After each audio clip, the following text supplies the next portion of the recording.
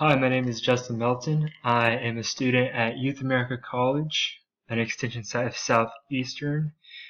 Today, this is going to be my second art talk, and the piece I would like to do it on is St. Peter's Basilica and Piazzo. Just a little bit of background about myself to why I chose this piece. In high school, I took an architecture class, and so architecture has always been one of the art styles that I've been most interested in.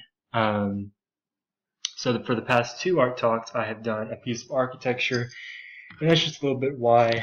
Also, my favorite time period was the Renaissance period, and we'll get into that, even though this is not the Renaissance period, in just a second.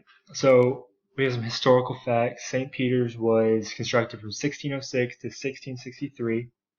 However, there was a big gap in the years. You had 1606 to 1612. That's where the nave and the facade was made. So basically, more of the building, the inside building, than a lot of what we see around the arc. And then the second part, the colonnades around the square, which are these arcs that are on the outside that surround the column in the middle.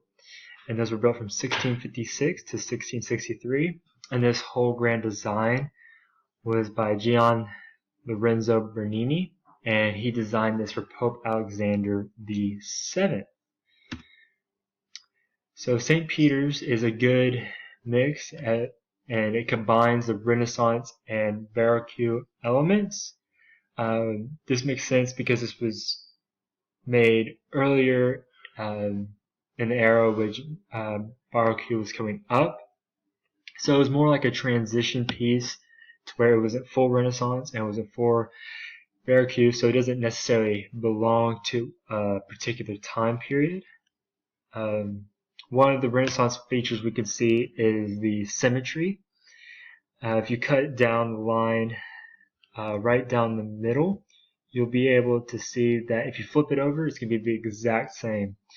I don't have an aerial view of this, but it's like that throughout the entire building, and that's just one of the unique Renaissance features. However, the Baroque element you see is the comparison to the buildings beside it. This one stands out.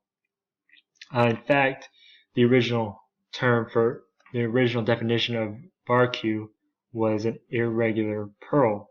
And so now it's used to describe such as extravagant, deformed, abnormal, unusual, absurd, and irregular objects, which it might not be absurd, but it is abnormal and extravagant compared to the rest of the buildings around here and other buildings throughout the world. Here's some more Renaissance features of the statues, yet they are very unique, unusual, and extravagant, which are the synonyms of the word Baroque. So there's another mix of the Renaissance and Baroque elements. And so this is just a really good transition piece. It probably was more accepted than some of the other architecture and art pieces during this time that went straight into Baroque without a Renaissance hint in it, at least.